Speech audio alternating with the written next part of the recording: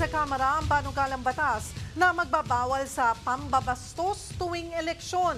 Kasunod yan ng mga kontrobersyal na biro ng isang kandidato sa Pasig na 2 beses nang pinagpapaliwanag ng COMELEC.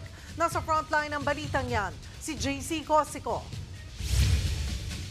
I'm sorry po. Kakasorry lang ni Pasig Congressional Candidate Attorney Christian Sia matapos niyang mag-joke tungkol sa pahikipagsiping sa mga solo mother. Ngayon naman, lumutang ang kontrobersyal niyang banat noong April 3. Tinawag niya sa stage ang babaeng staff sabay sabing, Ano ba itsura mo nung nakaraang 15 taon? Payat, nung makuha ka na ni mataba ka na. Ano ba ang magiging staff ng manyak? Dio.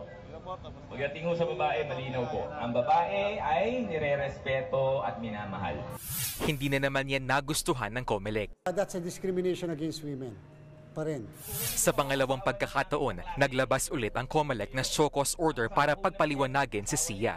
Posible raw na nalabag ng kandidato ang Anti-Discrimination and Fair Campaign Guidelines. Sinusubukan pa namin kunin ang panig ni Sia tungkol dito. Hindi pa niya sinasagot ang unang show cause order at hanggang ngayon na lang siya pwedeng magpaliwanag. Pag hindi po siya sumagot, magkakaroon na ng assessment kung talaga bang dapat na mag-file ng disqualification case sa kanya or election offense. Bukod sa mga yan, pinagpapaliwanag din si Sia ng Korte Suprema sa loob ng 10 araw kung bakit di siya dapat patawan ng disciplinary action na hindi lang naman ng grupong Gabriela kaugnay ng siping joke. Samantala, nag-resign ang beauty queen na si Shamsi Supsupli na tumatakbong konsehal sa Pasig sa partido ni Sia na Team Kaya This. Salungat na raw kasi sa kanyang values ang direksyon tinatahak ng partido. Kasunod nito, naglabas ng panibagong resolusyon ng COMELEC para madeklara bilang safe space ang election-related activities at venues, gaya ng mga campaign rally at polling centers. Kasama na rin sa mga itinuturing na election offense ang child abuse at diskriminasyon.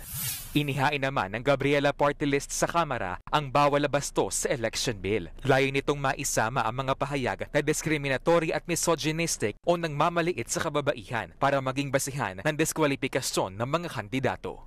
Alam naman natin na ang public service is a public trust, diba? So dapat talaga sumang-ayon sa para sa karapatan ng dignidad ng kababaihan yung mga kandidato na ito.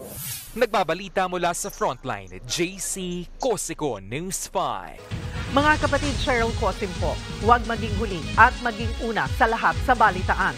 Para sa tuloy-tuloy na talakayan sa Frontline, mag-follow at mag-subscribe sa social media pages ng News 5.